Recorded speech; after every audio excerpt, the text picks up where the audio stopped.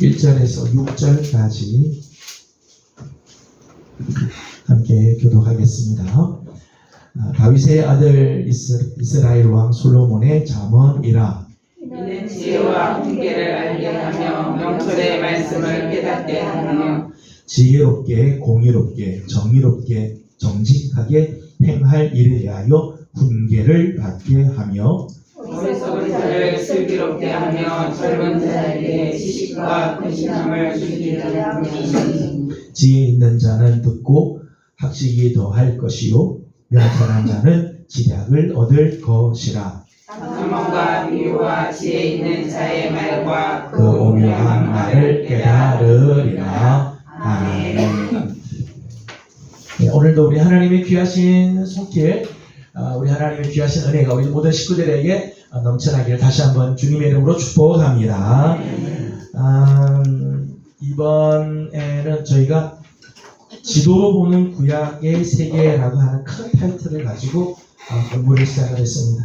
구약 성경을 바라보는 여러 가지 관점들이 있지 않겠어요? 그런데 이번에는 지도를 통해서 구약 시대 때는 어떤 지역에서는 어떤 사건이 있었고 또 그때 있었던 성경책은 어떤 성경책인지 이런 것들을 우리가 좀 공부를 했습니다.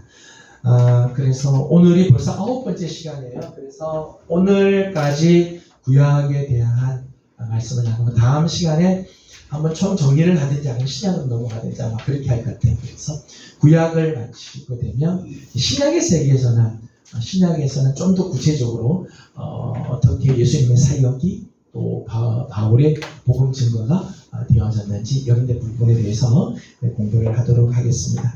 이제까지 우리가 공부한 내용들을 보면요, 구약 성경을 크게 구분을 하면요, 여러분 교재를 보시면 율법서와 예언서와 선문서 이렇게 돼 있어요. 그러니까 구약 성경을 크게 세 부분으로 나누면요, 이렇게 됩니다. 그래서 히브리 성경을 보게 되면 이런 식으로 나눴어요. 그 율법을 뭐라고 하는가 하면 옆에다 써보시죠. 토라라고 해요. 토라. 예언서는 예언에 대한 말씀이겠죠. 이거는요, 느비임.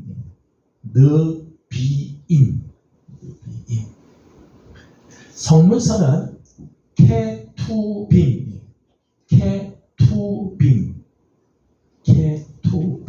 이렇게.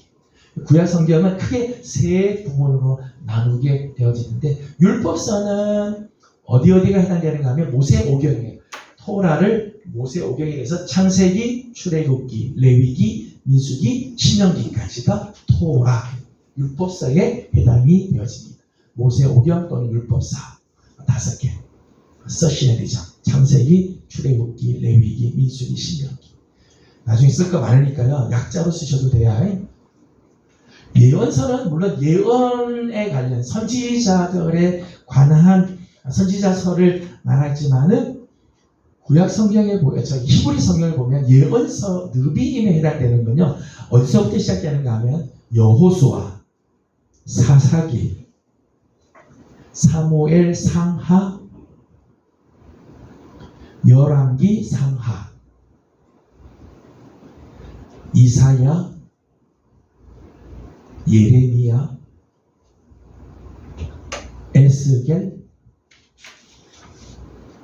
호세아, 요엘, 아모스, 오바댜,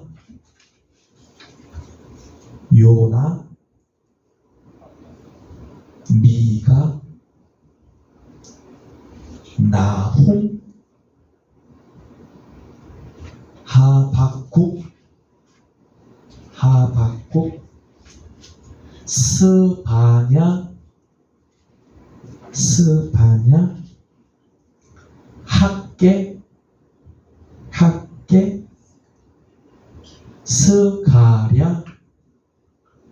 스가랴, 말라기. 이게 예언서예요.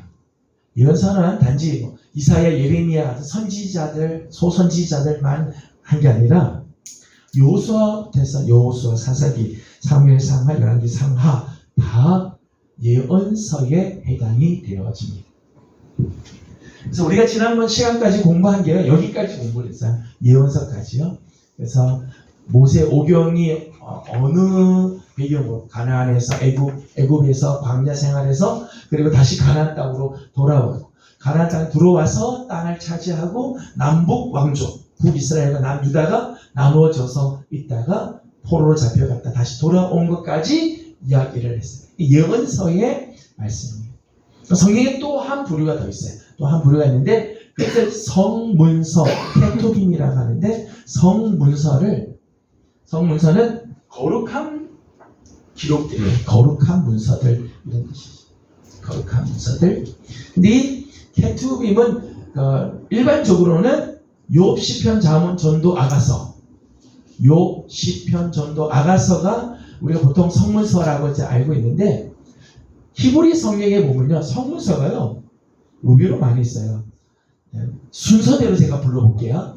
구약 히브리 원전에는요. 케투빔의 순서가 이렇게 돼 있어요. 시편, 잠언, 욥기, 아가서, 룻기, 애가, 예레미야, 애가, 전도서, 에스더, 다니엘,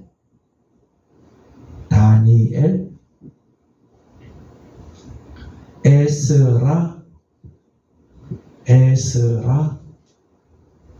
느헤미야,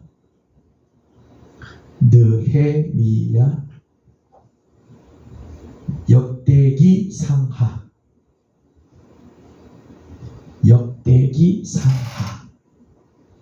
이 13권이 케투빔 성문서에 해당이 되어집니다.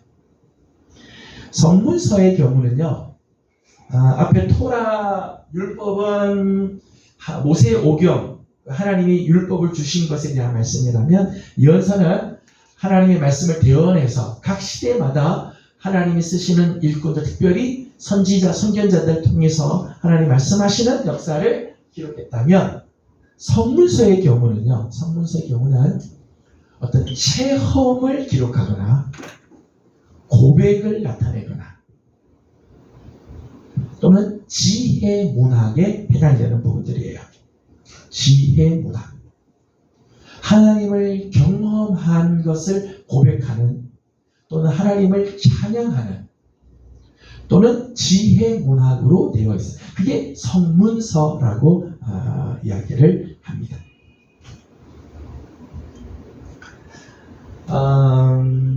그래서 이거를 토라, 느비임, 케투빔에서 제일 첫 자가요.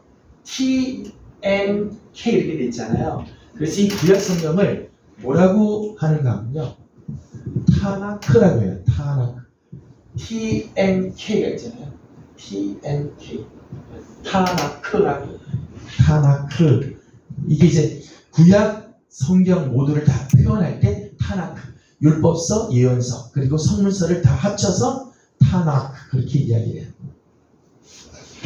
이 성경이 타나크 성경이에요. 타나크. 요게 타나크 이렇게 써져 있죠. 타나크 성경. 이 성경은 구약 성경이 되어 있는데 구약 성경의 순서가요. 우리가 가지고 있는 구약 성경 순서하고 달라요. 여기는 토라가 먼저 나오고 그 다음에 느비임이 나오고 케투빔이 맨 마지막에 나와요. 우리 성경에는 구약 성경의 맨 마지막이 호세아, 요엘, 아모스, 오바다, 요나미가, 나훔, 하박국, 스바냐, 스가랴, 말라기. 그게 구약 끝이잖아요.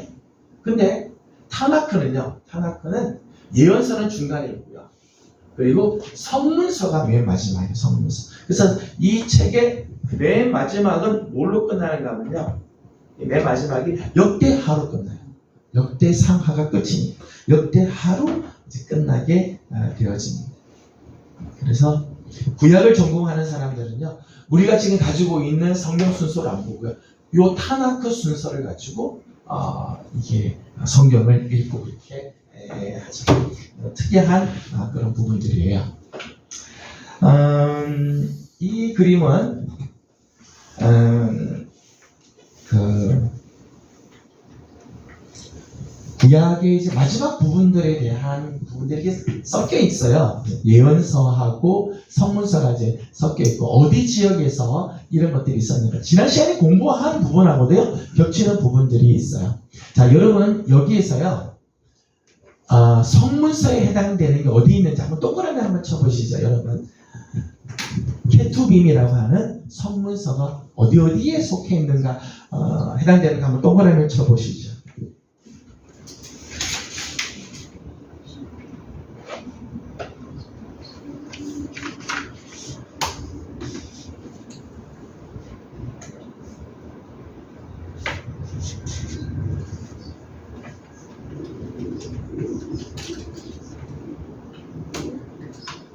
몇 개 치셨나요?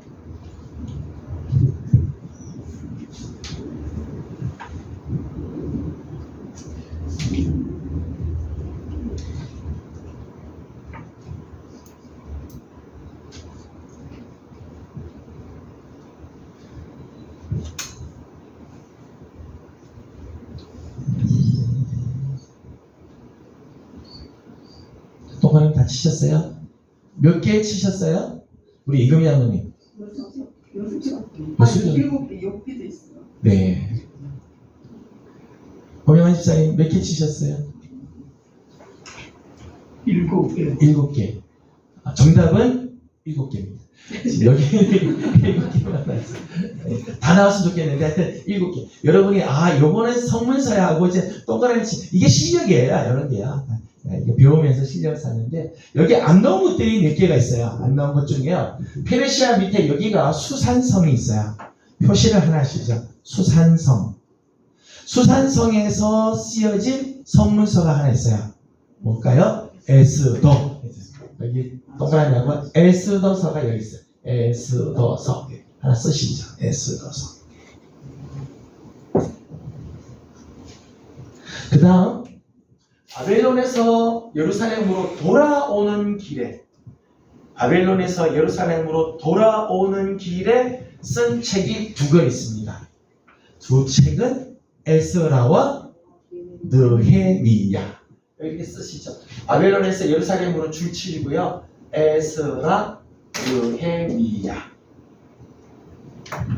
에스라, 느헤미야.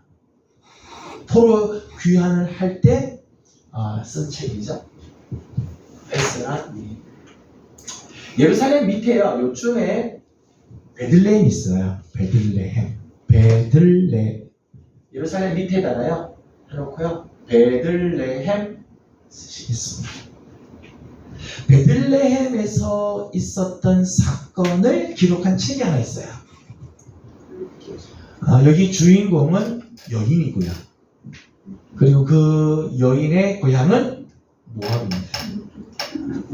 제목은 룻기. 베들레헴에서 쓰여진 거는 룻기입니다. 룻기. 그리고 예루살렘에서 써진 맨 마지막 밑에다가요. 역대상, 역대하. 역대기, 상하 이렇게 쓰시면 되겠네요. 이것들이 다 이렇게 해서 13권이 성문서에 해당이 되어집니다. 지금 오늘은 이 다른 것은 그때 다른 데 이야기할 때 했었고요. 욥, 시편, 잠언, 전도, 아가서 이 5권에 대해서 오늘은 함께 이제 공부를 하려고 합니다. 먼저 욥기에 대해서요. 제가 이제 성문서를 이 지도로 하려고 하니까요. 참 쉽지는 않아요. 다른 거, 창세기, 출애굽기, 민수기 이런 거는 지도가 이렇게 나와 있으니까 지도로 보기가 괜찮은데 성문서는 지도로 보기가 왜 이렇게 많이 지나갔어요?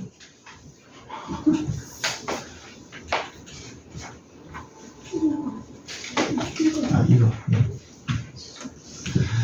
근데 이제 그래서 이제 조금 어렵긴 어려워요. 그래서 오늘 잘하면 빨리 마칠 수도 있고요. 잘못하면 늦어질 수도 있고요. 이 욥기 배경을 한번 보면요. 욥은 욥기 1장 1절에 보면요. 욥이 어느 땅에서 살았던 사람인가 하면요. 우스 땅에 욥이라는 사람이 살았어요. 우스 땅. 욥기 1장 1절을 제가 한번 읽어볼게요. 욥기 1장 1절.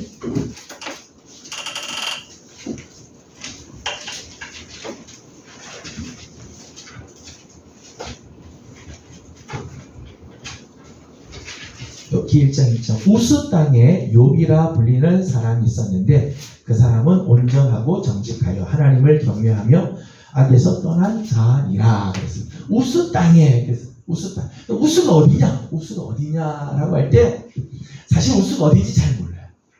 이렇게 표시는 해놨는데요. 잘 모르겠다고 해서 물음표를 쳐놨어요. 어딘지는 정확하게 우스 땅이 어딘지 모르는데 요 지역이요. 에돔에서 남동쪽, 에돔의 남동쪽, 요 밑에가요. 아라비아 반도가 있어요. 아라비아 반도.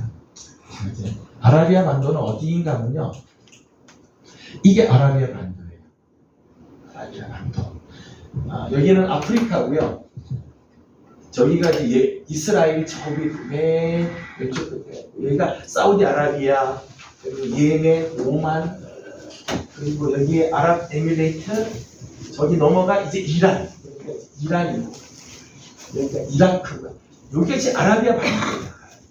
근데 이 아라비아 반도 중에서 북서쪽 편에 아마 우스 땅이 있다고 성경학자들은 이야기. 그 우스 땅이 이제 표시가 이제 된 게 아까 본 것처럼 조사님 조금만 바꿔주실래요? 네. 네. 우스 땅이고요. 우스 땅이라고 생각을 합니다. 이 욥이 활동을 했던 그 시대, 욥기가 쓰여진 배경이 성경에는 어느 시대하고 비슷한가 하면요. 한 BC 2000년경 정도라고 얘기를 해요. BC 2000년경이면요. 누구하고 비슷한가 하면 누구랑 비슷할 것 같아요.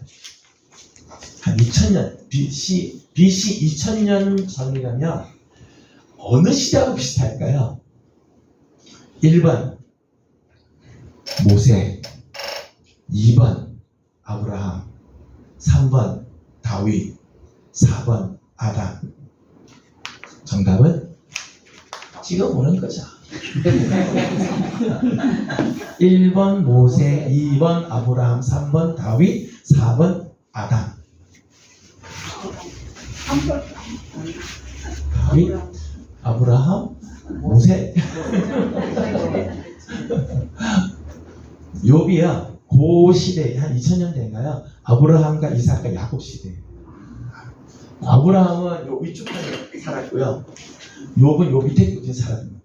아마 비슷한 시기에 있었을 거라고 생각을 합니다. 왜 이렇게 생각을 하는가 하면요. 욥기에 보면 욥이 자기 자녀들이 생일잔치를 하고 나면 그 다음날 욥이 자기 자녀들의 숫자만큼 하나님께 번제를 드리죠. 행여나 애들이 죄를 지었으면 용서해 주십시오. 번제를 해요. 아버지가 제사장으로서 번제를 드릴 수 있는 게 가부장적 제사장 제도거든요. 이거는 후대간에 굉장히 어려워요. 아브라함이 그렇잖아요. 아브라함이 하나님께 제사를 드리면 번제를 드리기도 하고 그렇죠.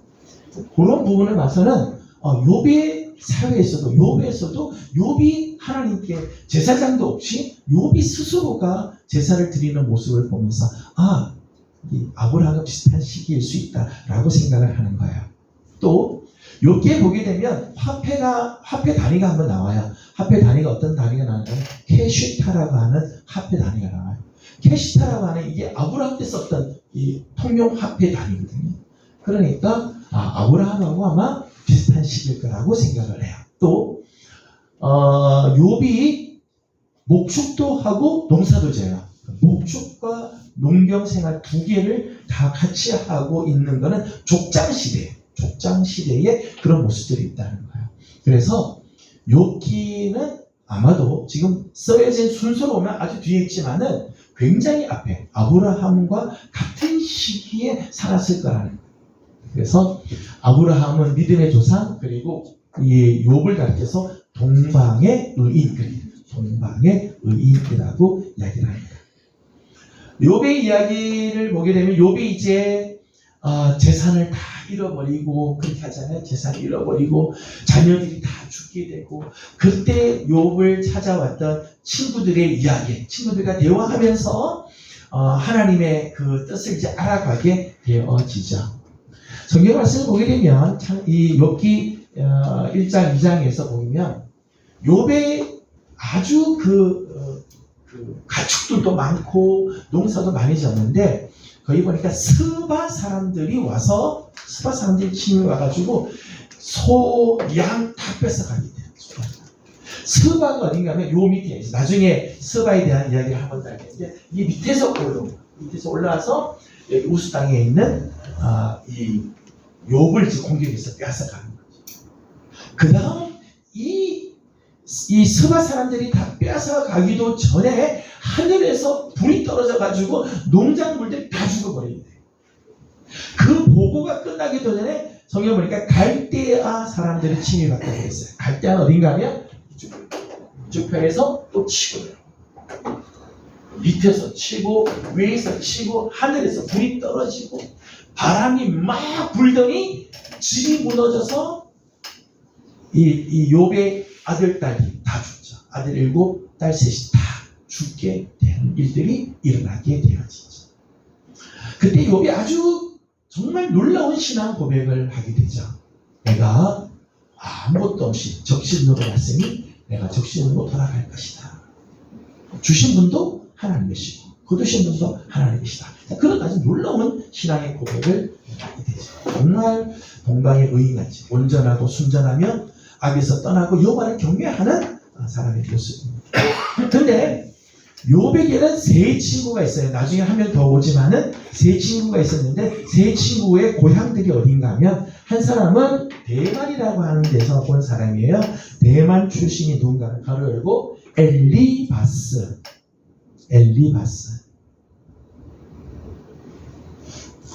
여러분 교재 보면 제가 여기다가 스아라고 적어드렸죠. 스아 교재, 그죠? 스아 사람은 누군가 하면 가로 열고 빌다.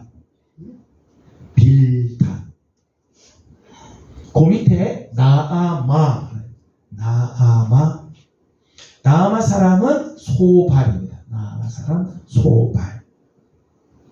이렇게 세 친구가 욥을 찾아오게 되죠. 욥이 지금 재산 다 잃어버리고 자식들이 죽고 자기 몸에는 막 상처 헌대가 나가지고 벽돌로 막 긁지 않으면 뭐 견딜 수가 없을 정도로 그런 악창들이 막 나 있는데, 친구 3명이 엘리바스 그리고 빌닷 그리고 소발이 와가지고 처음에 같이 울더니 많은 이야기를 해요. 근데 많은 이야기를 하는 요약을 해보면 이런 얘기예요. 야, 네가 하나님 앞에 잘못 살았으니까 이런 일이 일어나지, 네가 잘 살았으면 이런 일이 일어나겠느냐, 그런 내용이에요. 그러니까 여호와 하나님은 정의로운 하나님이고 하나님은 의로우신 하나님인데, 이렇게 네가 고난 당한 거는 네가 잘못했기 때문이다. 너의 죄 때문에 이런 거다라고 하는 입장이 요 세 친구들의 입장이에요. 이런 이야기가 쭉 되다가 마지막에 나이가 제일 어린 사람인데 한 사람이 나타나요. 그 사람이 부스 사람 엘리후라고 하는 사람. 엘리후. 여기 부스 사람 옆에다가요 엘리후라고. 엘리후가 나타나서 하는 이야기가, 야, 이 나이가 많은 어르신들인데 당신들이 말하는 게 참 어리석다. 거기에 대해서 욥이 대답하는 것도 당신도 어리석다니까. 그러면서 엘리후의 내용은 이런 내용이에요. 하나님 우리에게 고난을 주실 때가 있다. 근데 우리 그 비밀을 다 모른다는 거죠. 하나님께서 고난을 주실 때가 있지만 그 고난을 통해서 우리를 깨닫게도 하시고 성장하게도 하시고 하나님을 더 신뢰하게끔 하기 위해서 주셨다. 그게 이제 엘리후의 이야기를 이제 요약하면 그런 내용이죠. 그래서 하나님께서 이 세 명, 엘리바스와 그리고 빌닷과 소발에 대해서 하나님 진노를 하세요.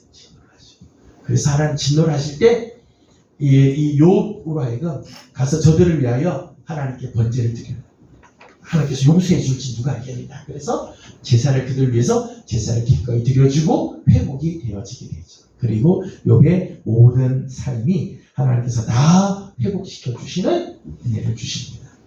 이제 욥기의 내용이죠. 그 욥기 내용이 아까 보여졌던 아라비아 저 북서쪽, 거기가 여기 에돔 동남쪽, 그리고 스바가 여기 아라비아가 여기 있는데 아라비아 반도 북서쪽에서 일어났던 사건. 이제 욥기의 모습이고요. 그 다음에 이제 시편으로 이제 넘어가도록 하겠습니다. 시편. 시편은 주요 저자가 다윗, 아삽, 그리고 미상으로 된 사람들이 이렇게 있어요. 그 밑에다 한번 써볼게요. 다윗은 시편을 73편을 썼어요. 다윗 가로 열고 73. 여기 아삽이 나오죠? 아삽이 12편. 아삽 12편. 그리고 고라 자손이 나와요. 고라 자손이 11편.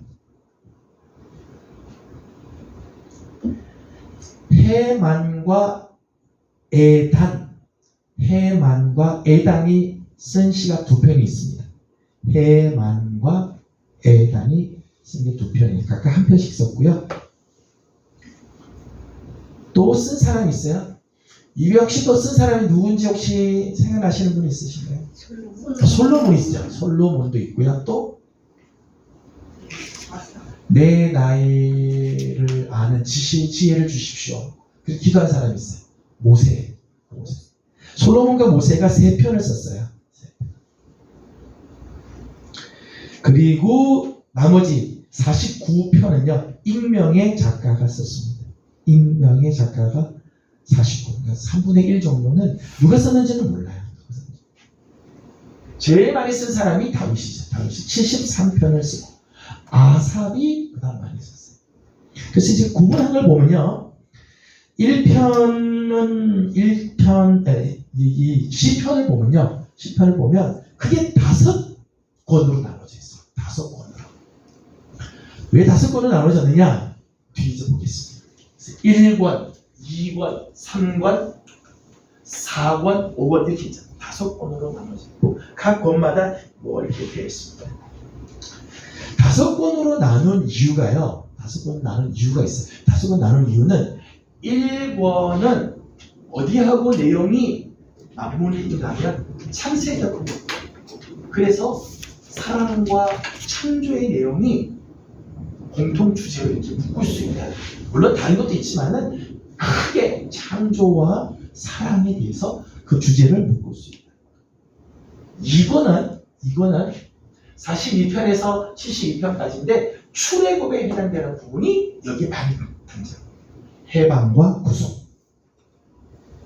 3권은 아삽과 고라 자손들이 썼는데 이 사람들이 다 레위인 출신들이에요. 레위.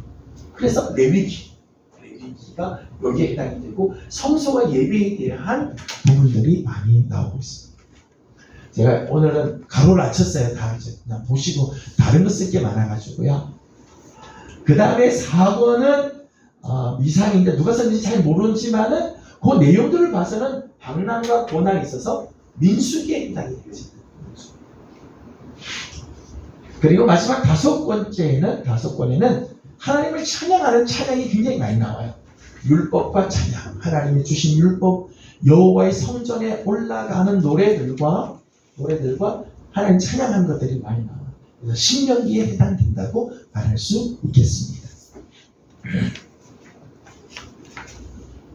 그런데 이렇게 5권으로 나누게 된 이유는요. 각 권마다 맨 마지막을 보면요. 1권의 맨 마지막 시편 41편 13절 2권의 제일 마지막이 72편 18절 19절 3권의 맨 마지막이 3권이 왜 이렇게 나왔을까요? 4권은 106편 48절 10편 그리고 5권은 150편에서 1절에서 6절까지인데요. 재밌는 거는 요 맨 마지막 구절들 송명이라고 하는 맨 마지막 구절이 다 똑같아요. 거의 똑같아요. 여기 1권의 끝, 2권의 끝, 3권의 끝, 4권의 끝, 5권은 10편 150편이 전체가 다 할렐루야 하나님을 찬양하겠다 하는 것으로 끝이 나요. 그래서 요게 1번으로 여기까지 끊자, 2번은 여기까지 하자, 3번을 여기까지 하자, 4번을 여기까지 하자, 5번은 여기까지 하자. 그렇게 해서 시편이 지금 우리 여러분이 가지고 있는 시편을 보면 제1권, 제1편 이렇게 됐습니다. 제2권, 시편 42편 이렇게 이제 되어 있습니다. 한 구절만 읽어보겠습니다. 시편 41편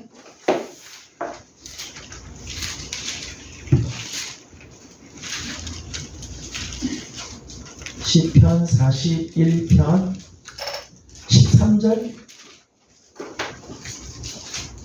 13절 같이 읽어보겠습니다.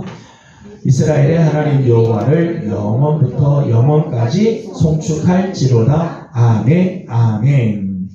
그리고 나서 2권 이렇게 돼 있죠. 그죠? 2권 42편부터 2권이 시작이 된다. 그렇게 돼 있어요. 근데 요 맨 마지막 13절 요 구절이 여기에 다 똑같이 이렇게 들어간다는 거예요. 그리고 시편 150편에는 호흡 있는 자마다 여호와를 찬송할지로다.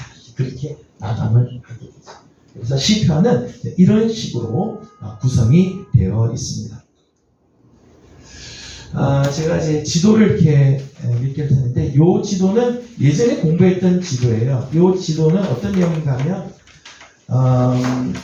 다윗이 압살롬에게 쫓겨갔을 때 압살롬이 왕이 찬탈하기 위해서 아버지를 쫓아내고 반란을 일으킬 때입니다. 헤브론에서 압살롬이 반란을 일으키고 예루살렘으로 쳐고 들어옵니다. 쳐고 들어올 때 다윗이 도망을 가요. 빨간색이 도망갈 길입니다. 요단강을 건너서 이렇게 해서 마하나임까지 도망을 가게 됩니다. 압살롬의 반역으로 인해서 도망가는데 이렇게 도망가는 도중에 다윗이 쓴 시가 있어요. 시편이 있어요. 그 시편이 23편이에요. 시편 23편. 여러분 그 지도는 없지만은 옆에다 하나 써놔주셔도 괜찮겠어요. 압살롬의 반역으로 도망가는 길에 쓴 시가 시편 23편이에요. 23편. 시편 23편 1절은 어떻게 되어 있죠? 여호와는 나의 목자심이 내게 부족함이 없으리로다. 우리가 이 시를 참 좋아하고요. 이 시가 참 아름다워서 집에도 걸기도 하고요. 암송도 많이 하는데요. 여호와는 나의 목자심이 내게 부족함이 없으리로다. 이게요. 이 다윗이 잘 살 때, 풍요를 느끼고 있을 때, 모든 게 형통할 때 쓴 시가 아니고요. 압살롬에게 쫓겨갈 때 쓴 시. 쫓겨가는데요. 탄식하고 하나님 나를 어찌 이렇게 버리십니까? 이게 아니고요. 여호와는 나의 목자심이 내게 부족함이 없으리로다. 쫓겨가는데도요. 다윗이 하나님이 내 목자가 된다면 나는 부족함이 없다. 그런 마음으로 도망을 가게 되는 거죠. 쫓겨가요. 그 하나님 그렇게 신뢰하니까 하나님이 다시 회복시켜 주자. 저기 에브라임 숲풀에서 반전이 일어나서 압살롬이 죽고 다시 예루살렘으로 돌아오게 되어집니다. 시편을 보면서요.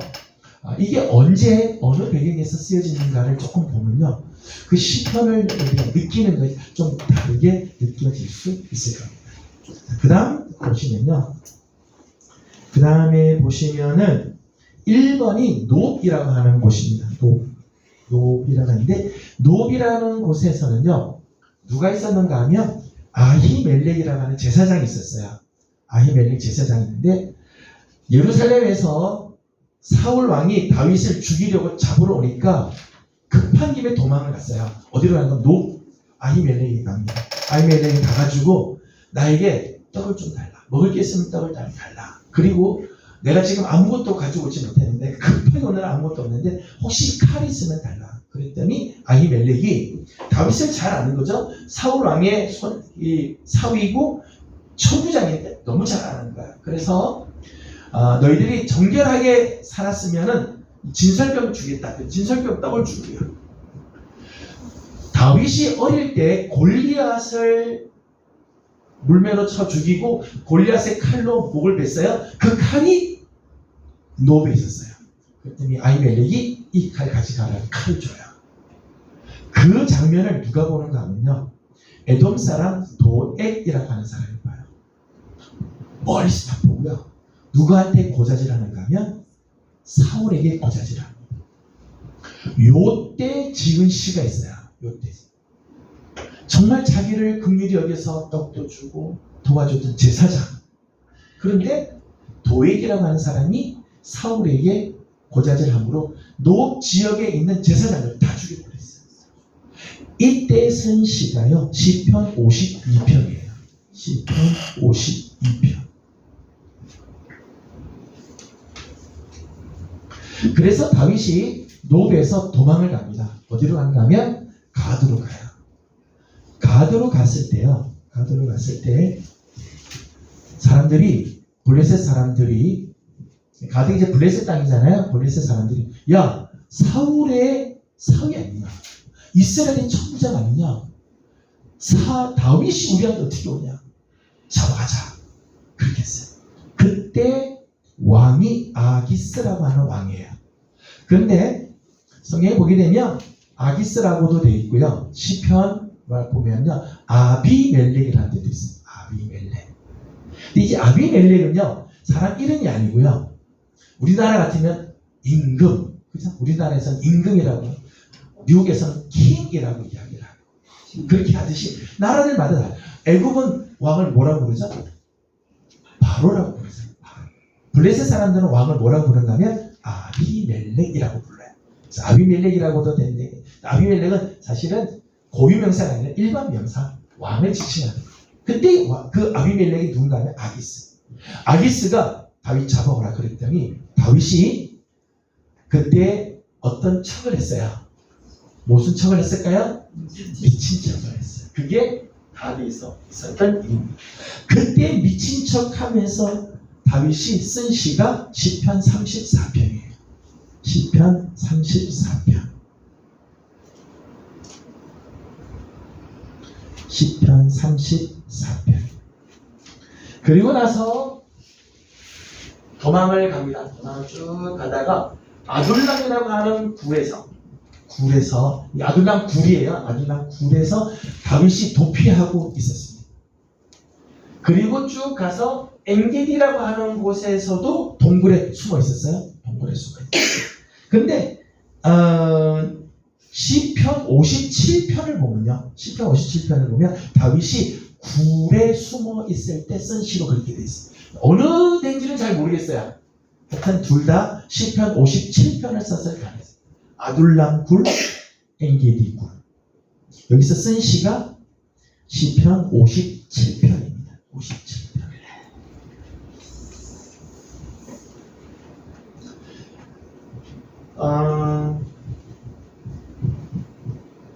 그리고 다시 쭉 넘어와서 가드로 갑니다. 가드로 갔을 때 그 다음 쓴 시가 시편 56편이에요. 시편 56편. 그래서 다윗이 쓴 많은 시들을 가만히 보게 되면 다윗의 삶의 현장이 나오죠. 그냥 책상에 앉아서 쓴 시가 아니고 가만히 있다가 그냥 시상이 떠올라서 그냥 쓴 시가 아니고요. 사실은 다윗이 삶의 아주 처절한 현장, 도망가기도 하고 목숨이 막 경각에 달려서 넘어질 것 같은 그런 때 큰 가운데서 쓴 시들이라는 거예요. 요 옆에가 이제 시기라고 하는 고장이 있습니다. 시기라고 하는 고장인데 이 시기라고 하는 그 고장에서 쓴 시가 있어요. 시편 54편이. 시편 54편. 시편 54편. 여기 있는 사람들이 역시 이제 다윗을 배반을 하게 되고 시편 54편을 보시면요. 거기 이렇게 돼 있어요.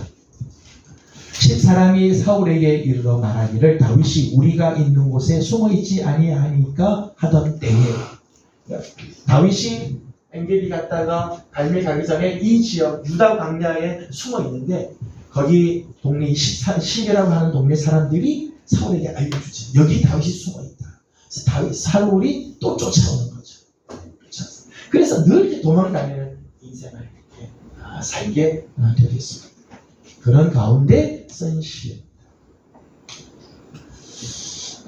이거는 이제 이스라엘 주변의 국가들이에요. 주변의 국가들. 뭐 잘 아는 것처럼 블레셋, 아말렉, 에돔, 모압, 암몬, 우리가 알아요. 한 번은 다윗이 전쟁을 하게 되는데 아람 사람들이 치고 내려왔습니다. 저기 있는 아람 사람이 치고 내려왔어. 전쟁을 하러 나갔어요. 전쟁을 하러 나갔더니 에돔이 이때다. 그래서 밑에서도 쳐들어온 거예요. 다윗이 저 북쪽 아람과 전쟁하기 위해서 올라갔을 때 에돔이 밑에서 쳐올라갑니다. 그래서 여기 소금 골짜기를 쳐서 막 올라옵니다. 그러자 다윗이 요압, 군대 장관 요압으로 하여금 너가 저 밑에 가서 싸워라. 나는 북쪽에서 가겠다. 이제 한 군대가 하나 싸우기도 힘든데 나머져서 북쪽 쪽은 다윗이 그리고 남쪽 에돔 지역은 요압이 가서 전쟁해요. 근데 하나님께서 정말 놀랍게 은혜를 주셔서 아람도 물리치고 에돔도 물리치게 돼요. 요때 썼던 시가 있어요. 그 시가 시편 60편이에요. 시편 60편. 양 사방에서 정말 쳐들어오는 양쪽, 북쪽에서 남쪽에서 쳐들어오는 정말 어려운 상황에서 하나님 우리를 도와주십시오. 하나님이 함께 하셔야 됩니다. 그런 기도가 나오는 거죠. 그렇게 쓴 시가 시편 62편입니다. 시편을 내용을 다 이야기할 수는 없고 어떤 지역과 지도와 관련돼서는 여기까지 보도록 하겠습니다. 그 다음 잠언인데요. 잠언에는 뭐 특별한 지명들이 없어가지고요. 잠언은 그냥 넘어가야 될 것 같은데 그래도 하나만 좀 이야기를 할 것 같으면 욥의 경우는 한 개인의 어떤 사건이죠. 한 개인의 어떤 사건, 그 고난 속에서 하나님의 섭리를 이제 한다면 잠언과 전도서는 우주적인 그 진리, 어떤 한 개인에 특별하게 적용되는 게 아니라 우주적인 그런 진리를 이야기한다고 말할 수 있겠습니다. 한 것만 보겠습니다. 잠언 30장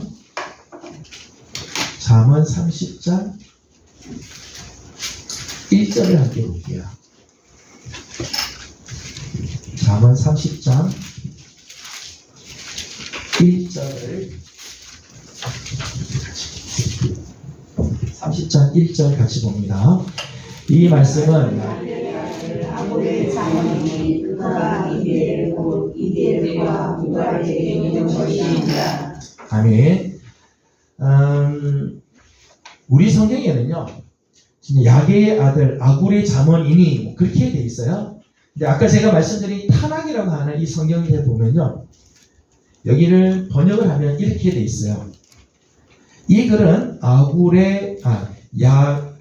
야게의 아들 아굴 곧 마사의 사람의 글이다 그랬어요.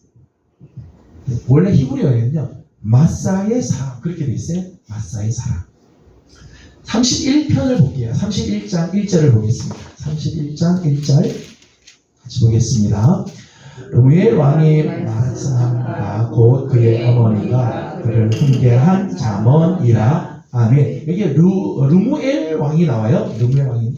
역시 타락이라고 하는 이 성경책에는요 1절이 어떻게 되어 있는가 하면 르무엘 곧 마사의 왕 르무엘의 글이다 그렇게 되어 있어요.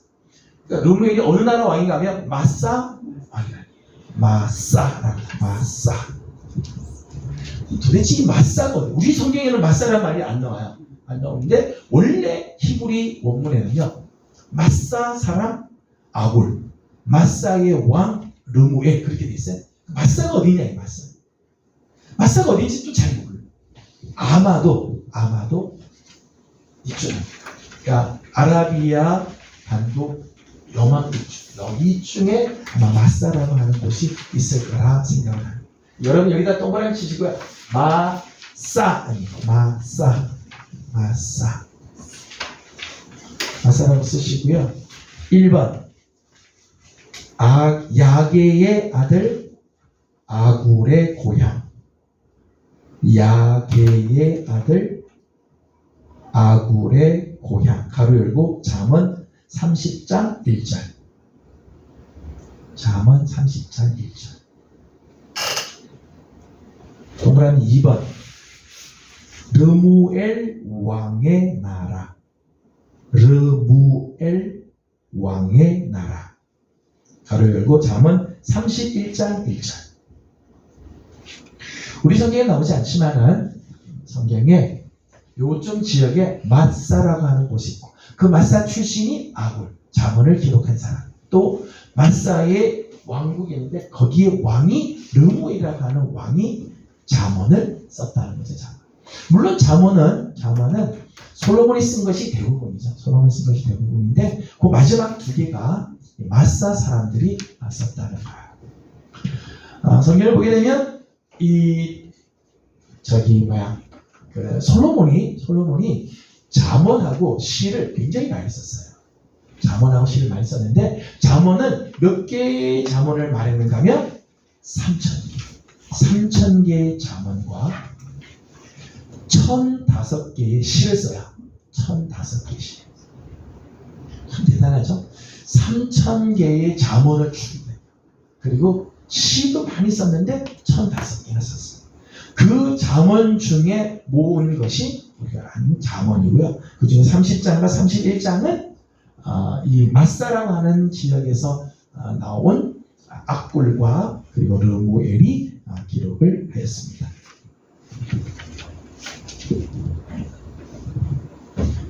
그 다음으로 넘어갈게요.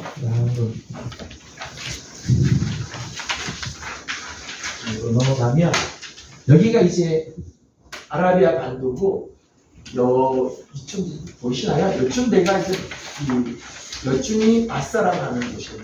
그리고 우스 땅 예정도 우스 지역, 마사 지역 이 정도 있다고 사람들은 추측을 하는 거죠. 그것으로 있을 것이다 라고 했어요. 지금 현대 아라비아 반도에는 사우디아라비아가 있고요. 예멘, 오만, 그리고 여기에는 이라크가 있고 여기에는 아랍에미레이트가 이렇게 있어요. 성경에서요, 이 지역에 굉장히 중요한 지역이 있습니다. 어딘가 하면요, 예멘이라고 하는 지역하고 여기가 에티오피아예요. 여러분 가지고 있는 교재를 보시면요, 요 그림을 그러니까 여기에 해당되는 그림이에요. 요 정도에 해당되는 그림이 여기에요. 네.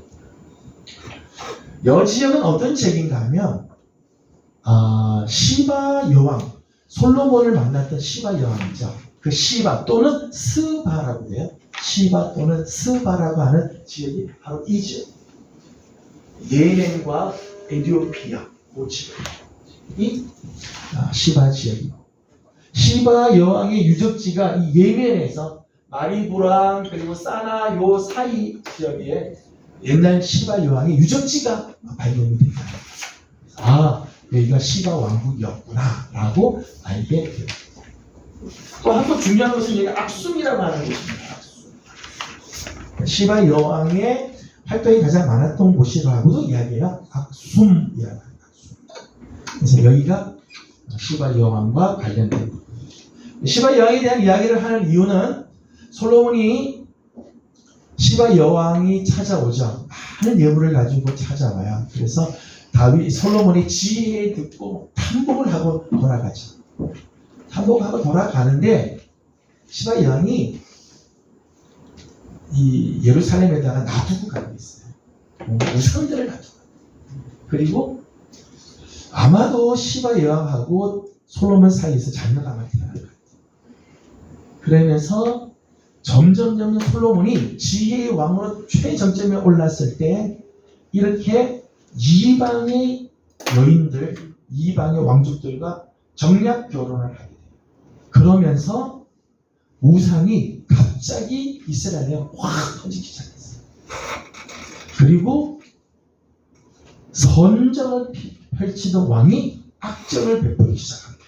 거꾸로 꺾어지기 시작합니다. 그래서 막 나락으로 깊이 떨어져요. 저 밑바닥까지 떨어져서 내 인생이 헛되고 헛되며 헛되고 헛되니 모든 게 헛되다 라고 고백해요. 이게 어디 나오는 말씀이죠? 전도서. 전도서가 나오게 된 계기가 된 여왕이죠. 시바 여왕을 만나서 칭찬도 막 하고 예물도 드렸지만은 그 이후에 수많은 이방의 여인들이 솔로몬에게 왔어요. 솔로몬의 왕비가 어마어마하잖아요. 우리나라는 3009년대 솔로몬의 몇 명이죠? 1000명의 왕비, 궁녀, 그러니까 이방 여인들을 하니까 나라가 점점 어려워지고 하나님의 손이 떠나가기 이제 시작을 하게 됩니다. 그런 배경이 되는 곳입니다. 이것을 했고요. 그 다음에 마지막은 아가서입니다. 아가서인데 아가서는 솔로몬의 연애시라고 말할 수 있어요. 그래서요, 아가서가 성경에 들어갈 거냐, 이 거룩한 성문석에 아가서를 넣을 거냐 말 거냐 굉장히 오랫동안 싸움이 있었어요. 여기 보면은 입 맞추는 장면, 여인의 그 모습들 이런 것들이요 굉장히 당시 사람들이 보면 외설적이라고 생각해요. 어떻게 거룩한 성경에 이런 연애 이야기가 들어갈 수 있는 못 들어갔다. 막 논란이 있다가 끝내는 성경에 들어오게 됐습니다. 그래서 아가서는 영어로 하면요 Song of Songs, 노래 중에 노래다.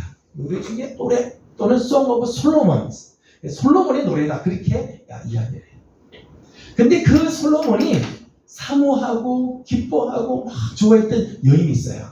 성경에 이름은 나오지 않는데 그 여인을 뭐라고 하는 거면 술람미 여인이라고 그랬어요. 그러니까 술람미가 어디냐? 술람미에 대한 해석이 여러 가지 있어요. 술람미의 뜻이요, 솔로몬의 여자라고 하는 뜻이에요. 솔로몬의 여성형이 술람미라는 거예요. 솔로몬, 그죠? 솔로몬, 술람미, 비슷하게 써있죠. 그죠? 솔로몬의 여성형, 그래서 솔로몬의 여자 또는 솔로몬의 신부, 이런 뜻으로 술람미라고 이름을 졌다는 거예요. 또 술람미라고 하는 말의 어원 중에는요, 평화라고 하는 의미가 있다는 거예요. 우리가 잘 알고 있는 평화라고 하는 히브리어가 뭐가 있죠? 샬롬이죠. 샬롬, 술람, 이게 샬롬하고 어원이 같다는 거예요. 그래서 술람미라고 하는 말은 평화라고 하는 의미가 있다. 또 하나 의견은 술람미가요 수넴의 여자라는 뜻이 있다는 거예요. 수넴의 여자. 수넴. 실제로 이 수넴 지역에 가게 되면요 술람이라고 하는 땅이 있어요. 술람이라는 곳이 있어요. 그래서 술람미가 아마 이 수넴, 우리가 지난번에 우리 엘리사 때 우리가 공부했잖아요. 수넴 여인이 엘리사를 잘 섬겼던 그런 이야기를 했었는데요. 그 수넴의 여인일 거예요. 정확하지는 않아요. 솔로몬의 여인이라고 하는 그냥 일반 명사라고도 하기도 하고 평화라는 뜻이 있다고도 이야기를 하는데 수넴 지역이래요. 예전에는 술람미 여인이 아마 아프리카 출신일 거라고도 생각을 했어요. 아프리카. 왜냐하면 성경책을 보게 되면 얼굴이 까무잡잡하고 거칠고 그런 편에서 아마도 흑인이지 않았을까라고 하는데 또 다른 데서는 흑인이기보다 햇빛에 너무 그을러서 얼굴이 새까맣게 탄 것일 것이다. 그래서 술람미가 아마 이 지역일 거라고 사람들은 이야기를 합니다. 여기서 솔로몬이 그 여인을 사랑하고 여인이 그 솔로몬에 대한 애틋한 마음, 이걸 이제 글로 표현한 거죠. 이때 말하는 솔로몬은 사실은 누구를 상징하는가 하면 장차 오신 메시아 예수 그리스도를 상징합니다. 술람미는 장차 세워지게 될 교회와 성도들을 의미한다는 거예요. 이런 면에서 이 아가서는 단순히 한 인간의 연애하는 연애의 시가 아니라 영적으로 보게 되면 우리의 영원한 신랑 되시는 예수 그리스도를 사모하는 교회, 그 교회를 사랑하는 신부 되시는 예수 그리스도의 모습을 보여주는 이 시라고 말할 수 있을 겁니다. 그래서 오늘은 성문서 중에서 시편, 욥, 시편, 잠언, 전도, 아가서의 배경, 어느 지역에서 써졌는지 어떤 내용이 있는지를 잠깐 나눴습니다.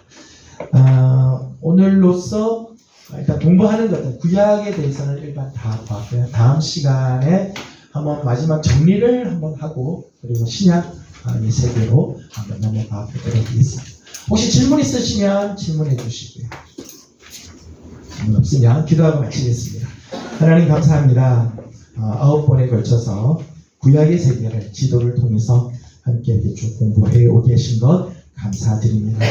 하나님, 우리가 이런 지혜, 지식도 쌓아가게 하시고 지식을 넘어서 하나님의 음성을 또 듣는 귀한 우리 식구들이 다 되도록 주님이 인도하여 주시옵소서. 하나님, 다윗이 삶의 현장, 때로는 도망가기도 하고 때로는 왕위에 올라가기도 하고 그 삶의 현장에서 늘 하나님을 찬양하고 감사하고 경배했던 모습을 봅니다. 오늘도 우리의 삶 가운데 늘 하나님을 찬양하고 올려드리며 하나님을 높여드리는 우리 귀한 성도들의 삶 되게 하여 주시옵소서. 감사하며 예수님의 이름으로 기도드리옵나이다.